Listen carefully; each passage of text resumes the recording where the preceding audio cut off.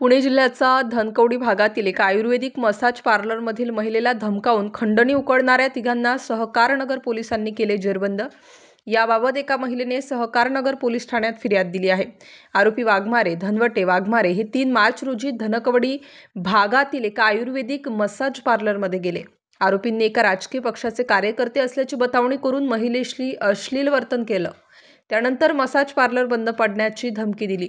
महिलेने मसाज केल्यानंतर त्यांनी आम्ही मोबाईल कॅमेऱ्याद्वारे व्हिडिओ काढले तर समाज माध्यमात प्रसारित करण्याची धमकी त्यांनी दिली। त्यानंतर महिलेकडे खंडणी मागितली। महिलेकडे मोठी रक्कम नव्हती, त्यामुळे तिने पैसे देण्यास नकार दिला। त्यानंतर आरोपींनी गल्ल्यातील 800 रुपयांची रोकड लुटून नेली। महिलेने सहकारनगर पोलीस ठाण्यात तक्रार दिली। रोहित गुरुदत्त वाघमारे वय 29 वर्ष, शुभम चांगदेव धनवटे वय 20 वर्ष, राहुल ज्ञानदेव वाघमारे वय 36 वर्ष या तिघांना अटक करण्यात आली असून आरोपींनी मसाज पार्लरमधील महिलांना धमकावून खंडणी उकळण्याचे 7 ते 8 गुन्हे केल्याची माहिती चौकशीत मिळाली। Star news bureau, Nashik.